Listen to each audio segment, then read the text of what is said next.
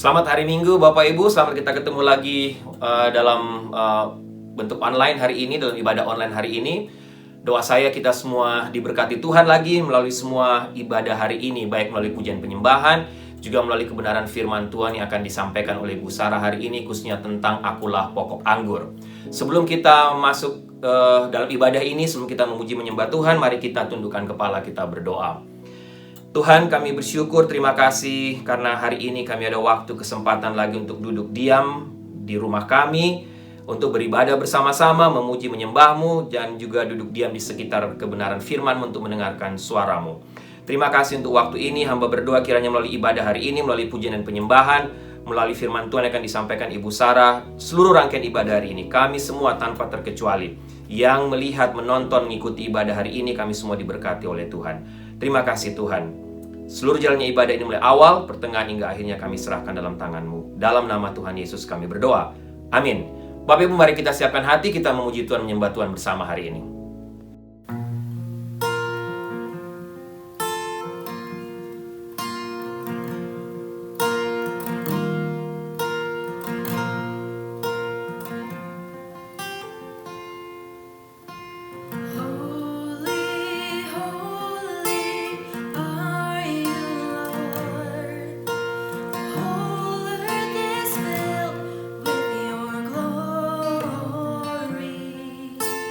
Let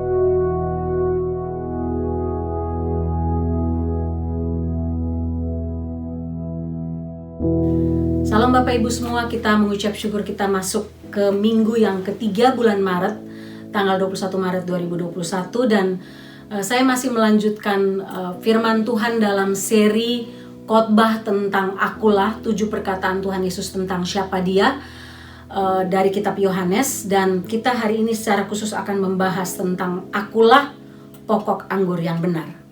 Mari kita berdoa.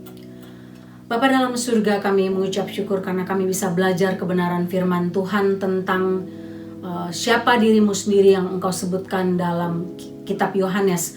Kami berdoa hari ini tentang Akulah pokok anggur menjadi kunci untuk kami bisa serius, makin serius dengan Tuhan. Berkatilah firman Tuhan hari ini, berkatilah supaya tiap-tiap kami boleh dikuatkan, boleh membangun relasi kami dengan Tuhan makin dalam lagi menjelang hari kedatangan-Mu.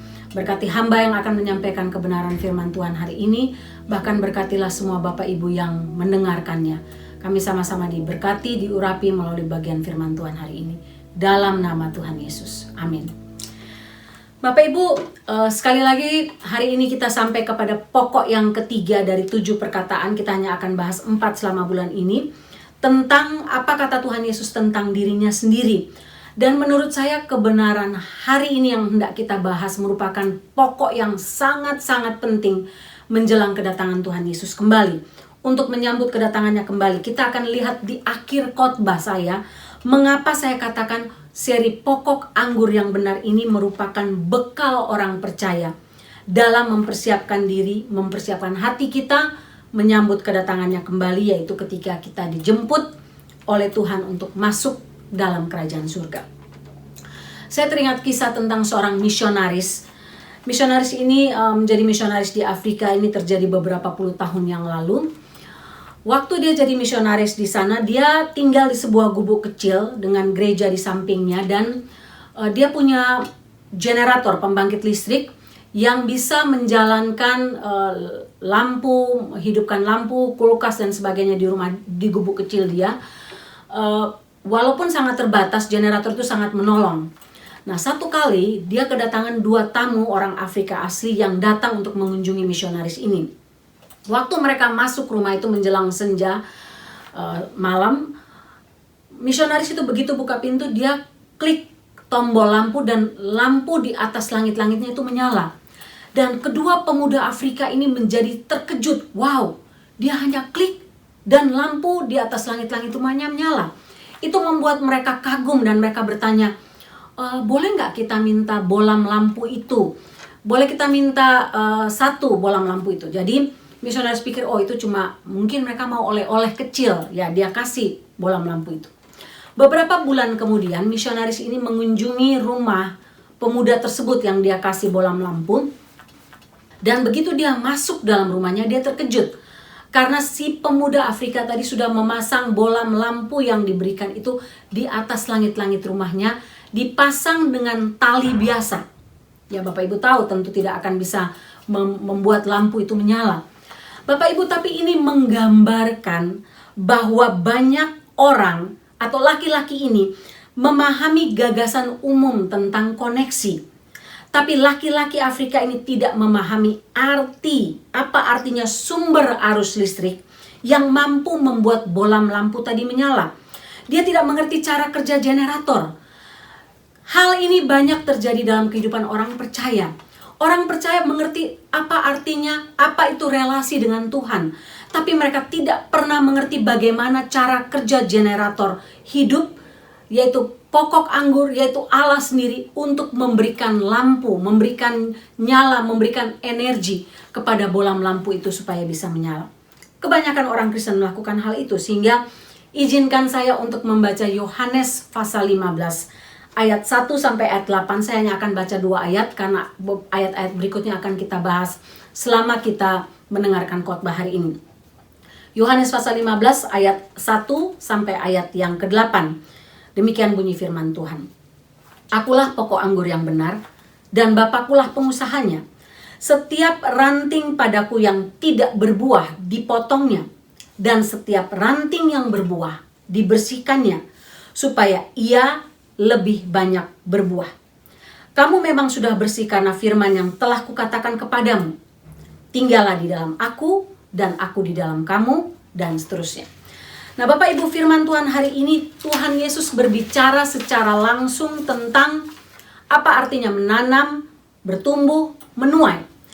Ketika kita mempertimbangkan pekerjaan petani, petani ini menghabiskan jam yang panjang sepanjang tahun dengan satu tujuan. Apa tujuannya? Supaya dia bisa panen. Panen yang baik, panen yang bermanfaat, panen yang berhasil. Ketika Tuhan Yesus memberikan alegori tentang akulah pokok anggur, ranting dan sebagainya, Tuhan Yesus langsung mengartikan bagian ini secara langsung, secara detil, secara jelas. Akulah pokok anggur, kamulah rantingnya, kamulah carangnya, Bapakulah pengusahanya. Tuhan Yesus langsung mengartikannya sehingga orang tidak menebak-nebak apa artinya. Bahkan ketika Tuhan Yesus memberikan gambaran akulah pokok anggur, para audiens, para pendengar pada waktu itu mengerti dengan jelas konsep akulah pokok anggur. Karena apa?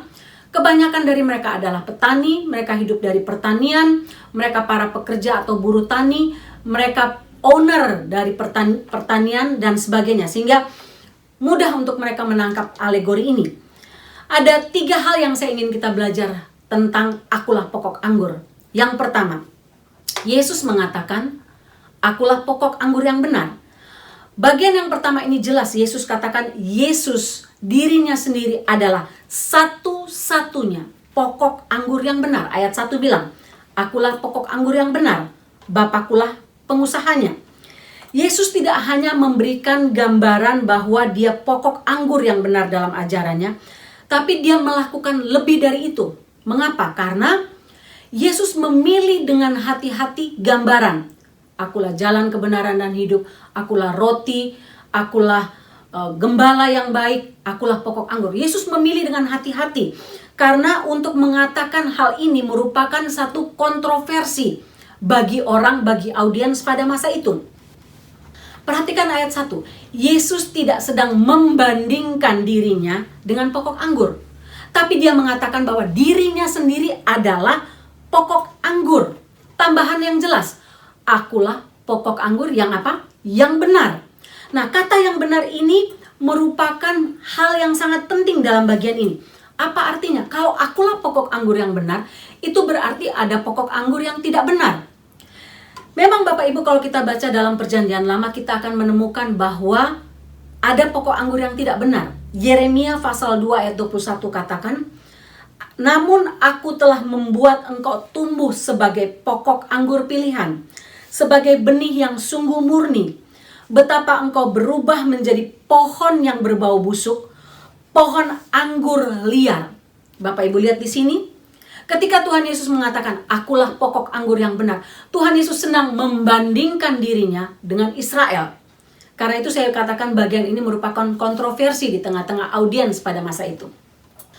Tuhan Yesus katakan, lihat kamu, dalam perjanjian lama Tuhan katakan Tuhan sendiri memilih bangsa Israel, menanam bangsa Israel sebagai pokok anggur yang harusnya menghasilkan buah. Tapi pada kenyataannya mereka tidak menghasilkan buah. Mereka menjadi pohon yang liar, mereka berubah menjadi pohon yang berbau busuk. Tidak ada buah di dalamnya, tidak bisa panen apa-apa karena mereka liar dan berbau busuk. Sehingga ini merupakan gambaran yang jelas bahwa ketika Israel gagal untuk menjadi pokok anggur yang benar, Yesus muncul menjadi pokok anggur yang benar. Satu-satunya, bukan salah satu pokok anggur yang benar. Nah Bapak Ibu, apa yang kita belajar dari bagian yang pertama ini? Orang Israel bangga bahwa mereka lahir dari darah, dari keturunan Israel. Mereka bangga bahwa karena mereka merupakan pilihan Allah, mereka pasti akan masuk kerajaan surga.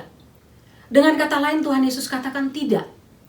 Darah daging kamu, keturunan kamu sebagai Israel tidak menjamin kamu masuk dalam kerajaan surga. Karena apa? Kamu berubah menjadi busuk dan menjadi pokok anggur yang liar. Menjadi pohon anggur yang tidak berguna. Sama dengan orang Kristen. Banyak orang Kristen sekarang katakan, aku orang Kristen. Aku dari nenek moyangku sudah Kristen. Aku sudah dibaptis. Aku ke Sunday School waktu kecil. Waktu besar aku pergi ke remaja. Aku aktif melayani. Tuhan Yesus katakan tidak. Bukan seperti itu cara kerjanya. Kekristenan kamu tidak menjamin kamu masuk dalam kerajaan surga. Karena apa? Fisik, keturunan fisik, bahkan kekristenan secara fisik tidak menjamin kita masuk dalam kerajaan surga kalau kita tidak hidup dalam kebenaran itu. Matius pasal 7 ayat 15-23 itu bagian yang sangat jelas bicara soal ini.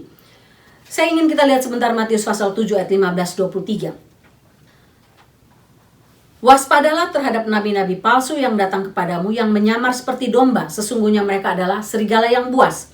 Dari buahnya lah kamu akan mengenal mereka. Dapatkah orang memetik buah anggur dari semak duri, atau buah arah dari rumput duri, dan seterusnya dan seterusnya. Tidak mungkin pohon yang baik menghasilkan buah pohon yang tidak baik, atau pohon yang tidak baik menghasilkan buah pohon yang baik. Ayat 20, jadi dari buahnya lah kamu akan mengenal mereka. Bukan setiap orang yang berseru kepadaku, Tuhan, Tuhan. Bukan setiap orang yang katakan, oh aku keturunan Yahudi, oh aku orang Kristen, yang akan masuk ke dalam kerajaan sorga. Melainkan dia yang melakukan kehendak Bapakku yang di surga. Ingat, Tuhan Yesus sambung bagian ini dengan nubuatan tentang akhir zaman. Pada hari terakhir, banyak orang akan berseru, Tuhan, Tuhan, bukankah kami bernubuat demi namamu, mengusir setan demi namamu, mengadakan mujizat demi namamu? Ayat 23 bagian yang sangat penting. Pada waktu itulah aku akan berterus terang kepada mereka dan berkata, aku tidak mengenal kamu. Enyalah daripadaku kamu sekalian pembuat kejahatan. Wow, Bapak Ibu. Luar biasa. Bagian ini jelas Tuhan Yesus katakan, bukan karena kamu keturunan Yahudi, bukan karena kamu orang Kristen dari kecil bisa menyelamatkan kamu, bukan karena kamu sudah dibaptis, aktif melayani. Tidak, Tuhan bilang, enyalah kamu, aku tidak mengenal kamu semua pembuat kejahatan. Bapak Ibu, banyak kali kita melihat dalam dunia ini, orang menyebut dirinya Kristen, tapi tidak hidup dalam hidup kekristenan yang Tuhan Yesus ajarkan. Mereka bukan pokok anggur yang benar, Israel bukan pokok anggur yang benar. Orang Kristen tidak melakukan apa yang harus dilakukan. Bapak Ibu mungkin terkejut sekarang dengan berita tentang Ravi Zacharias. Bapak Ibu pasti sudah dengar berita ini di mana-mana. Seorang pengkhotbah, seorang apologetik yang sangat terkenal. Tapi ketika dia meninggal beberapa bulan lalu kalau nggak salah, mulai muncullah cerita tentang pelecehan seksual yang dilakukan. Bukan terhadap satu orang Bapak Ibu, tetapi terhadap ratusan perempuan muncul. Saya nggak tahu kebenarannya, masih diinvestigasi. Tapi kalau seandainya ini benar, betapa kita telah menjadi pokok anggur yang liar dan yang busuk. Belum lagi cerita tentang Kurt Lenz. Bapak Ibu tahu siapa dia? Dia seorang pastor Hillsong dari New York yang menjangkau banyak artis termasuk Justin Bieber untuk percaya kepada Tuhan Yesus. Terlibat dengan perselingkuhan, dengan kebohongan, dengan moral failure, dan akhirnya dia dipecat dari gerejanya. Kesaksian Kristen tidak terjadi di mana-mana, tapi yang mengerikan dan sangat menyedihkan bahwa apa yang kita lakukan sekarang, kekristenan kita secara fisik, kalau itu hanya karena keturunan, karena nenek moyang, atau karena kita orang Yahudi, tidak menjamin kita masuk dalam kerajaan surga. Pokok kedua, apa yang Tuhan Yesus kerjakan sebagai pokok anggur yang benar? Ayat 2 katakan, sebagai pokok anggur yang benar Tuhan Yesus buat apa? Setiap ranting padaku yang tidak berbuah, dipotongnya. Dan setiap ranting yang berbuah, dibersihkannya, supaya ia lebih banyak berbuah. Bapak Ibu, ada dua hal yang dikerjakan oleh Tuhan Yesus sebagai pokok anggur yang benar. Tuhan Yesus menggambarkan ada dua jenis ranting. Ranting yang tidak berbuah dan ranting yang berbuah. Ada banyak persamaan tentang ranting-ranting ini. Persamaan ranting ini ketika kita melihat, oh ranting berbuah dan berbuah itu sudah lebih dalam. Tapi persamaan secara sekilas, kita akan menemukan bahwa ranting ini punya persamaan warna, bentuk, lalu daun-daunnya, lalu bukan itu saja, mereka sama-sama menempel pada pokok anggur dan berbagai hal lain yang merupakan kesamaan. Tapi ada hal perbedaan yang sangat mencolok antara ranting satu dengan yang ranting yang lain. Tuhan Yesus katakan ada ranting yang berbuah dan ada ranting yang tidak berbuah. Banyak orang Kristen berusaha mengidentifikasikan dirinya sebagai ranting yang berbuah. Tapi mari kita lihat, apakah kita menjadi ranting yang tidak berbuah ataukah ranting yang berbuah. Kita lihat apa yang dilakukan Tuhan Yesus terhadap ranting yang pertama, ranting yang tidak berbuah. Yohanes 15 ayat 2 tadi katakan, setiap ranting padaku yang tidak berbuah, dipotongnya. Nah, menarik, kata dipotong ini tidak ditemukan dalam tafsiran asli bahasa Alkitab bahasa Yunani. Kata bahasa Inggris dia pakai take it away, tapi dalam bahasa Yunaninya dia pakai kata airo. Kata airo ini artinya raise up, elevate, atau lift up. Artinya dalam terjemahan bahasa Indonesia bukan dipotong, tapi lebih tepatnya diangkat atau dipindahkan ke atas atau dinaikkan ke atas. Nah, untuk itu kita perlu belajar sedikit kira-kira bagaimana caranya petani zaman dahulu, khususnya ketika mereka menanam di kebun anggur. Bagaimana mereka melakukan hal-hal terhadap pokok anggur atau terhadap pohon anggur. Pohon anggur ini adalah pohon yang memiliki sifat merambat ke atas. Waktu saya kecil, papa saya tanam pohon anggur. Kami senang sekali karena dia buat para-para di belakang rumah kami. Dan kalau sudah keluar buahnya itu sudah ada tanda-tandanya, itu kita namai. Oh, ini punyanya si A, punyanya si B, punyanya si C. Nah, perhatikan ranting pohon anggur. Ranting pohon anggur ini akan menjalar ke atas mengikuti para-para, mengikuti tali, mengikuti batang kayu yang ditaruh di dekat dia. Kalau tidak ada batang kayu atau penyangga atau para-para atau tali kawat yang disiapkan, maka ranting-ranting itu akan jatuh dan merambat di tanah. Nah, kalau ada ranting yang menjalar atau merambat di tanah, maka petani akan mengangkat ranting tersebut, mengikatnya ke tiang kayu penyangga, dan apabila dia merambat di tanah, dia akan ikatkan ke kayu penyangga, ke para-para, ke kawat, supaya dia bisa dinaikkan. Itulah kata airo, dinaikkan, levelnya dinaikkan, di lift it up, diangkat, bukan dipotong. Nah, ranting yang menjalar di tanah, ranting itu biasanya tidak bisa menghasilkan buah. Sulit berbuah, tidak bisa berbuah. Sehingga petanilah yang membantu ranting itu untuk diangkat ke atas, dinaikkan ke atas, supaya ranting yang tidak berbuah tadi dapat berbuah. Sekali lagi, bukan dipotong. Kalau dipotong selesai, pemangkasan selesai, tidak ada hubungan lagi ranting itu dengan pokok anggur. Tapi ini tidak dipotong, tapi ranting itu diangkat lebih dekat di atas tanah, dari atas tanah ditegakkan, diatur sehingga cukup mendapat sinar matahari dan pada akhirnya dapat berbuah. Bapak Ibu, apa yang kita belajar dari bagian tentang ranting yang tidak berbuah? Sama dengan orang percaya yang mengaku dirinya Kristen, tapi mereka tidak berbuah. Buah apa itu? Buah itu jelas ditulis dalam Galatia 5, buah kasih, sukacita, damai sejahtera, kelemah lembutan, penguasaan diri, kemurahan hati dan sebagainya. Bagaimana orang Kristen, saya katakan saya orang Kristen, tapi orang lain tidak melihat kasih dalam hidup kita. Bagaimana saya katakan saya orang Kristen, tapi saya tidak bisa menguasai diri saya. Memang kita belum jadi malaikat, kita belum jadi sempurna, tapi ada perubahan hidup terjadi dalam hidup kita. Dulu kita tidak punya kasih, sekarang kita punya kasih.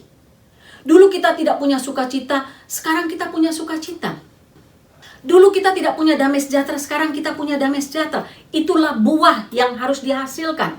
Sehingga kalau kita tidak menghasilkan buah-buah roh ini, maka ini menjadi tanda tanya besar untuk kita. Sama dengan ranting yang tidak berbuah ini. Alasannya jelas, mengapa mereka tidak berbuah? Karena mereka merambat di atas tanah.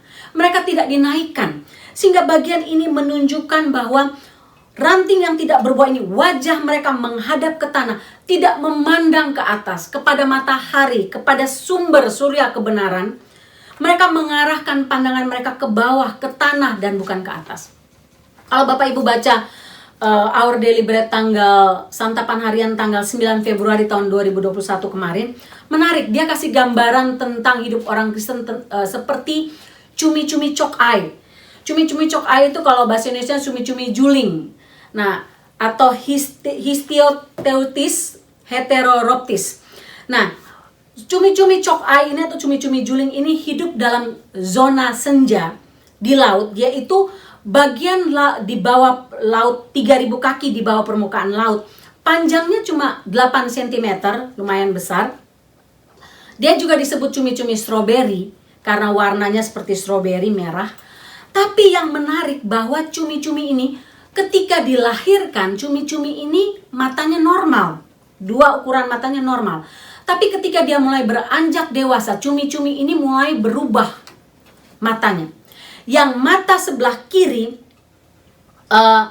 mata sebelah kiri ini berkembang menjadi jauh lebih besar. Mata kiri jauh lebih besar dari mata kanan. Bahkan bisa beberapa kali lebih besar. 2 kali atau 3 kali lebih besar dari mata kanan.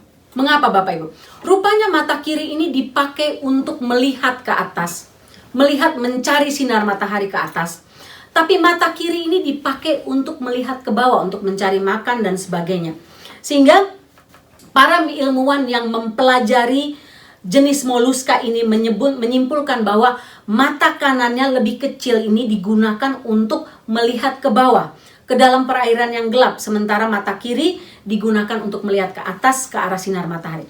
Hidup cumi-cumi ini sedikit banyak menggambarkan kehidupan orang percaya. Dalam dunia ini, ketika kita menantikan kedatangan Tuhan Yesus kembali dalam waktu yang tidak pasti, Paulus katakan dalam Kolose pasal 3, Paulus katakan, pikirkan perkara yang di atas, bukan perkara yang di bawah. Berarti, kita gak usah cari kerja, kita santai-santai aja, kita pikirkan hidup rohani terus. Enggak Bapak Ibu.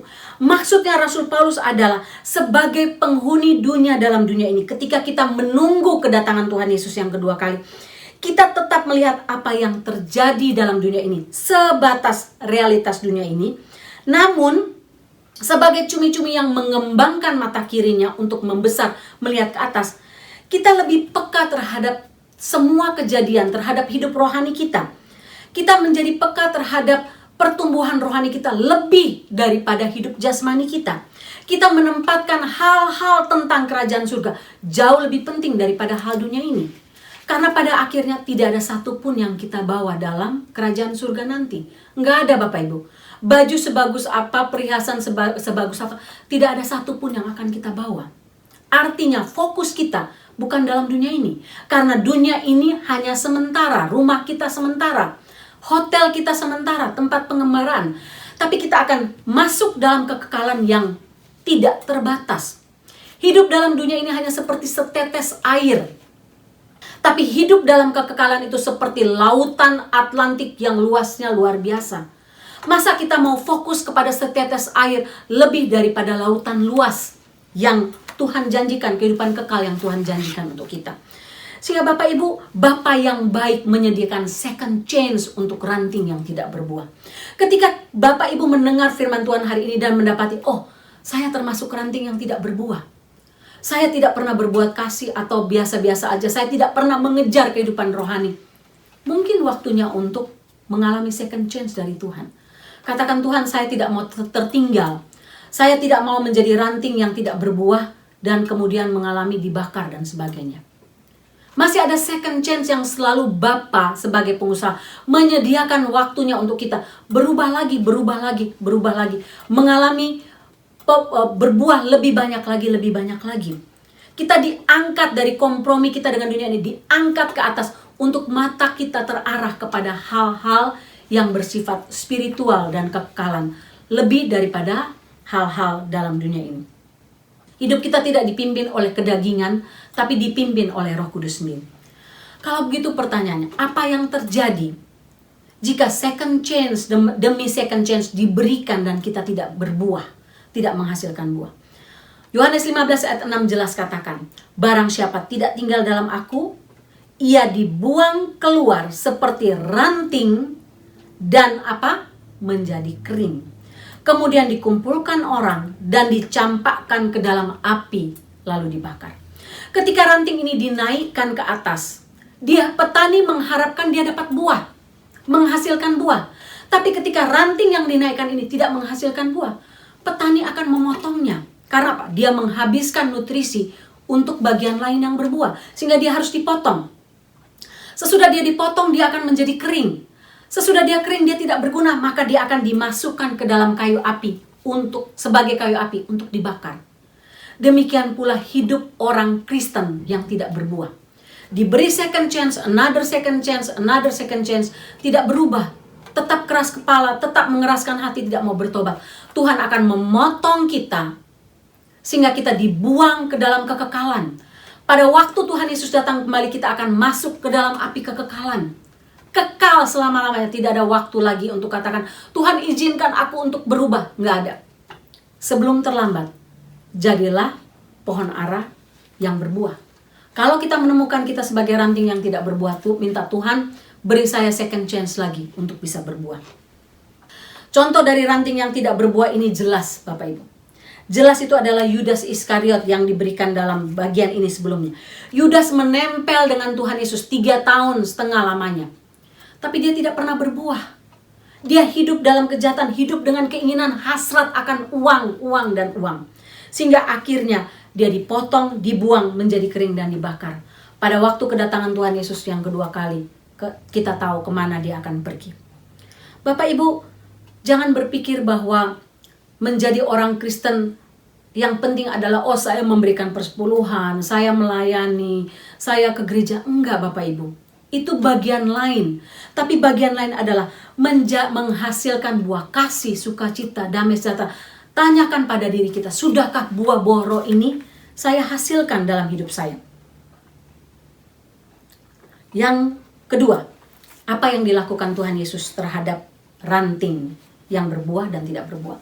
Yang kedua, terhadap ranting yang berbuah.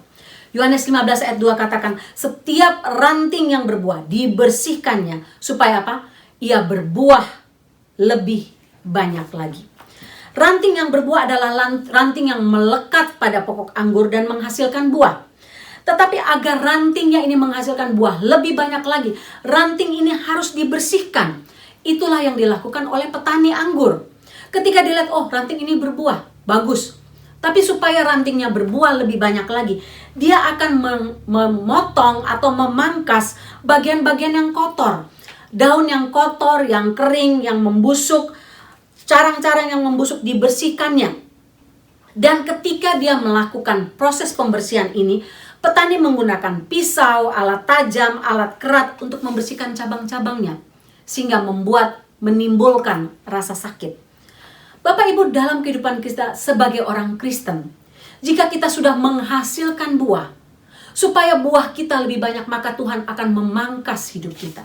Membersihkan hidup kita dari hal-hal kotor, najis yang masih melekat dari hidup lama kita. Itu terjadi, proses itu terjadi seumur hidup kita. Dan ketika kita dipangkas, dikerat, dibersihkan, ada rasa sakit. Ada rasa sakit yang terjadi. Itulah proses yang terjadi dalam hidup orang percaya. Tuhan mengizinkan masalah, pergumulan, masalah kesehatan, tekanan hidup, tekanan dalam keluarga, tekanan dalam pergaulan, masalah finansial, masalah keluarga dan sebagainya, di pekerjaan dan sebagainya, untuk membersihkan kita dari hidup lama kita. Tiap-tiap hari kita dibersihkan sedikit demi sedikit. Sehingga kalau kita sedang mengalami proses pembersihan, jangan merasa diri aneh, jangan putus asa, jangan kendur. Berterima kasihlah karena Tuhan masih mau membersihkan kita. Sangat menyedihkan kalau kita tidak mau dibersihkan lagi karena kita mau hidup dalam rasa nyaman.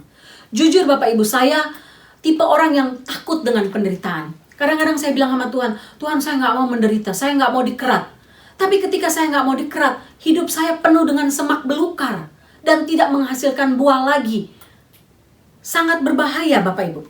Ada satu ilustrasi tentang seorang anak. Dia mengeluh, Tuhan kenapa engkau izinkan aku mengalami banyak sekali pergumulan. Pergumulan satu demi pergumulan satu. Dia masih remaja dan baru menjadi Kristen beberapa tahun.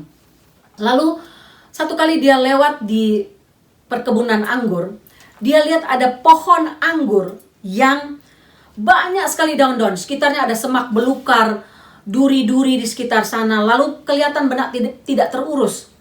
Sudah seperti pohon liar tumbuh di situ di tengah-tengah pohon lainnya.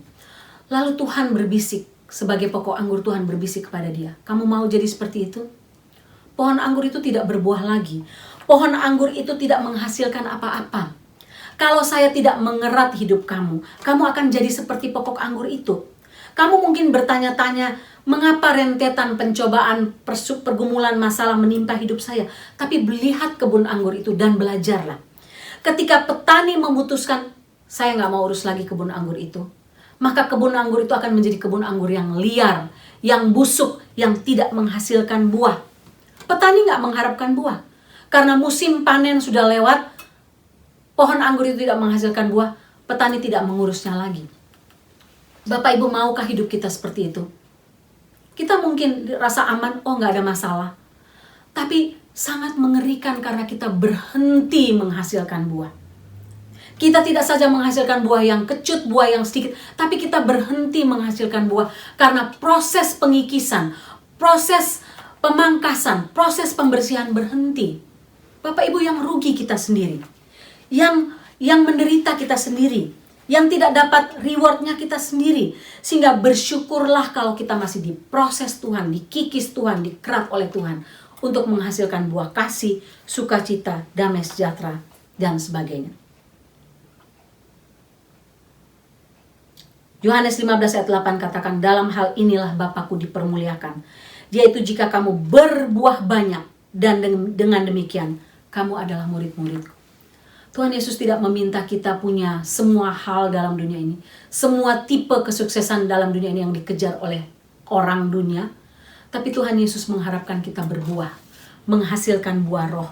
Dan buah roh ini sesuatu yang tidak bisa dicontek, tidak bisa ditiru Bapak Ibu, tidak bisa. Itu sesuatu yang memang harus dihasilkan dalam hidup kita sebagai orang percaya, sebagai ranting yang berbuah. Yang ketiga, yang terakhir. Bagaimana agar kita menjadi ranting yang tetap menghasilkan buah. Sudah berbuah, tapi bisa tetap menghasilkan buah. Bahkan bisa buah lebih banyak lagi. Apa kata pokok anggur tentang hal yang ketiga? Yohanes 15 ayat 4 katakan, tinggallah di dalam aku, dan aku di dalam kamu. Sama seperti ranting tidak dapat berbuah dari dirinya sendiri, kalau ia tidak tinggal pada pokok anggur. Demikian jugalah kamu tidak berbuah jika kamu tidak tinggal dalam aku.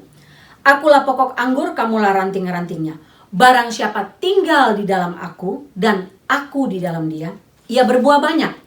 Sebab di luar aku, kamu tidak dapat berbuat apa-apa. Sebagai pokok anggur yang benar, Tuhan Yesus menutup bagian ini dengan gambaran kesimpulan yang jelas. Rahasia agar kita dapat menjadi ranting yang tetap berbuah, bahkan menghasilkan buah lebih banyak lagi adalah hanya satu. Tinggallah di dalam aku, dan aku tinggal di dalam kamu. Nggak ada rahasia lain Bapak Ibu. Tidak ada rahasia yang berlebihan atau yang sulit kita lakukan. Apa artinya frasa tinggal? Kata tinggal ini dipakai sebuah kata yang artinya tetap tinggal, tinggal di satu tempat, tinggal seterusnya. Artinya adalah siapa saja yang ingin berbuah lebih lebat, lebih banyak lagi bagi Kristus, dia harus punya relasi pribadi dengan Tuhan. Carang tidak dapat bergantung kepada carang lainnya, tapi carang hanya bisa bergantung kepada pokok anggur. Carang satu tidak bisa bergantung kepada carang lainnya, tapi masing-masing carang ini bergantung kepada pokok anggur. Ketika mereka menempel, melekat pada pokok anggur, maka mereka bisa menghasilkan buah. Artinya, relasi kita dengan Tuhan itu sifatnya personal. Kita nggak bisa bergantung sebagai anak saya bergantung relasi pribadi saya terhadap orang tua saya. Sebagai orang tua saya bergantung relasi pribadi saya terhadap suami atau istri saya. Tidak. Seorang istri Kristen akan menemukan bahwa dia harus mengerjakan keselamatannya. Suaminya yang mungkin bukan dalam Tuhan, atau istrinya yang mungkin bukan dalam Tuhan, atau anaknya yang mungkin bukan dalam Tuhan, harus dibawa, dibimbing untuk melekat kepada pokok anggur. Dan masing-masing harus menjalin hubungan dengan Tuhan sendiri-sendiri. Tidak bergantung kepada carang, tidak bergantung kepada carang yang lain. Dalam seorang ahli bahasa mendeskripsikan kata tinggal ini adalah tinggal dalam Kristus, artinya beristirahat dalam Dia, beristirahat dengan tenang tanpa rasa takut, cemas, sampai Anda tertidur dengan rasa nyaman dalam pelukan juru selamat Anda dengan damai. Bapak Ibu, hal terpenting supaya kita tetap berbuah adalah tetap terhubung, melekat pada pokok anggur itu. Kita tinggal di dalam dia dan dia di dalam kita. Coba kita pikirkan secara logis.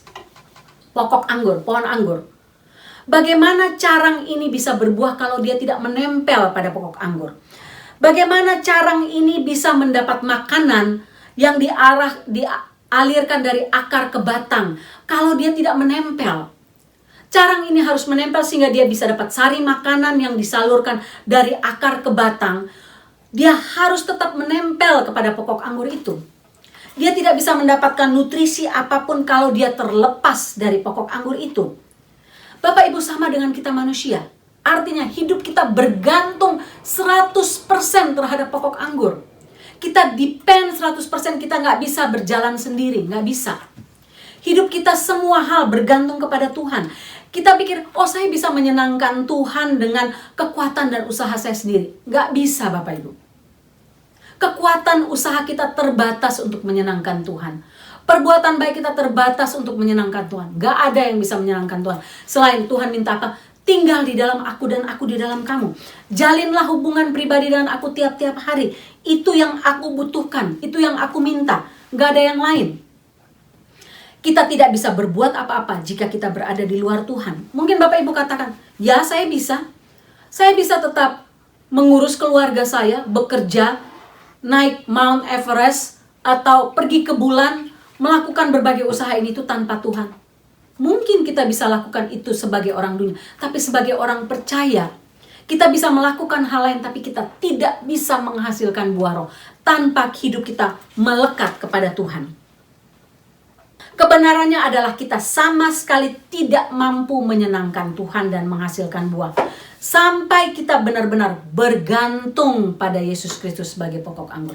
Melekat kepadanya. Dan pikiran ini memang bertentangan dengan manusia. Khususnya kita yang hidup di Amerika. Individualistis. Dependennya sangat tinggi terhadap diri sendiri. Bahkan kadang orang Amerika menjadikan dirinya sendiri sebagai Tuhan atas hidupnya. Bapak Ibu, beberapa tahun lalu Associated Press merilis sebuah penelitian yang dilakukan oleh sebuah sekolah pertanian di Iowa. Dilaporkan bahwa 100 dari hasil produksi 100 batang jagung dari 1 hektar tanah, selain dari banyak jam kerja petani yang dicurahkan di situ, batang-batang jagung ini untuk menghasilkan batang yang baik, mereka membutuhkan 4 juta liter air. Mereka membutuhkan 6.000 oksigen.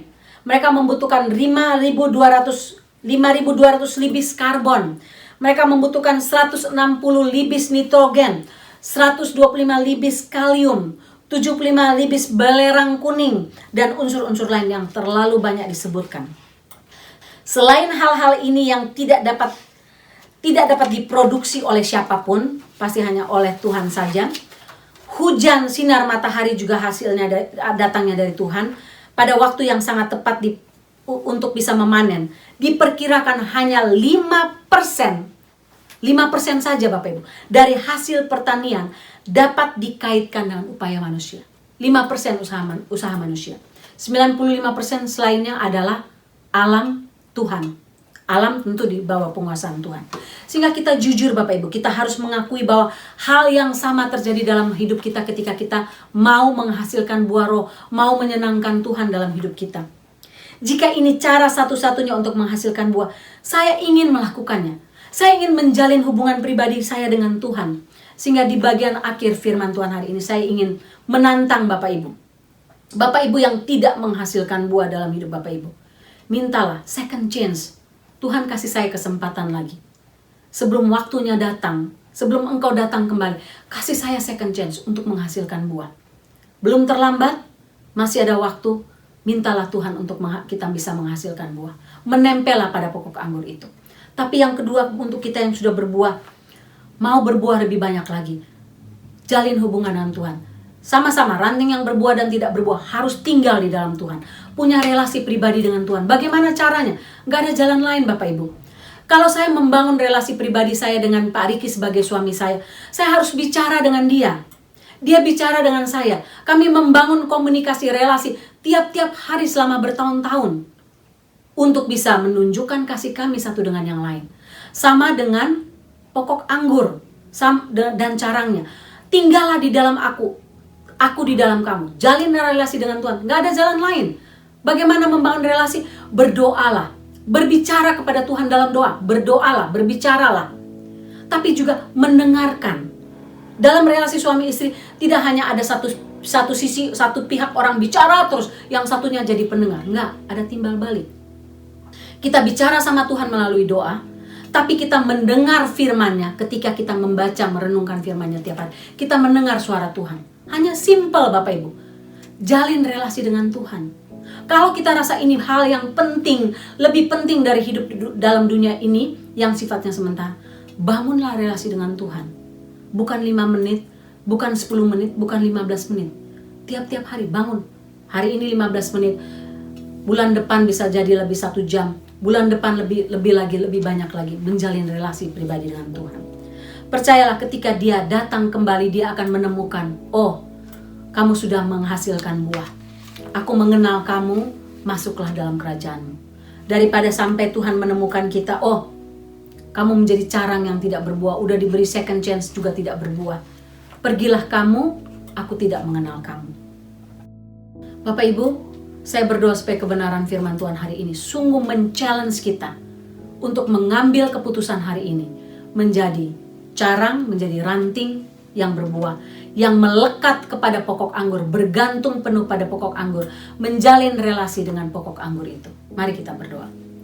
Bapa dalam surga, mungkin ada di antara kami yang mendapati bahwa kami tidak tinggal di dalam Engkau. Kami mengaku Kristen tapi kami Kristen yang palsu. Kami menjadi Kristen yang tidak berbuah. Bahkan sudah diberi second chance dan tidak berbuah. Kami tidak punya relasi pribadi dengan Tuhan. Kami mengaku Kristen tapi kami tidak pernah berdoa. Tidak pernah membaca Alkitab. Tidak mau menjalin hubungan pribadi dengan Tuhan. Kami menganggap hal ini sepele. Tuhan, kami tahu hanya ini yang bisa kami bawa ketika Engkau datang kembali menjemput kami. Tolonglah kami Tuhan. Siapapun kami yang mendengar firman Tuhan ini. Tolonglah kami untuk masing-masing kami membangun relasi pribadi kami dengan Tuhan sebagai pokok anggur yang benar. Tolonglah kami untuk meluangkan waktu untuk membaca, merenungkan firman Tuhan. Berbicara kepada Tuhan sebagai pokok anggur itu. Tinggal di dalam Engkau dan Engkau tinggal dalam kami. Supaya kami bisa menghasilkan kasih. Kami tidak dapat menghasilkan kasih kalau kami tidak menempel pada kasih, sumber kasih itu. Kami tidak bisa punya sukacita kalau kami tidak menempel pada sumber sukacita itu. Bagaimana kami bisa punya damai sejahtera kalau kami tidak menempel pada sumber damai sejahtera itu? Pada sumber kemurahan hati, pada sumber penguasaan diri. Tuhan, tolonglah kami ya Tuhan. Mampukan kami ambil komitmen baru untuk menjalin relasi dengan Engkau. Tinggal dalam Engkau, supaya ketika Engkau datang kembali, Engkau menemukan kami sebagai carang-carang, ranting yang menghasilkan buah lebat. Dalam nama Tuhan Yesus. Amin. Bapak Ibu, doa saya kiranya kita semua diberkati oleh kebenaran firman Tuhan hari ini. Lagi yang disampaikan oleh Ibu Sarah tentang akulah pokok anggur. Doa saya kita semua dikuatkan, kita semua mendapatkan pengetahuan baru, dan bagian firman Tuhan ini bisa kita jadikan pegangan, landasan untuk kita bagaimana kita harus hidup lagi sebagai orang percaya, khususnya dalam menghasilkan buah tiap-tiap hari dalam hidup kita, sehingga kita bisa menjadi berkat bagi banyak orang.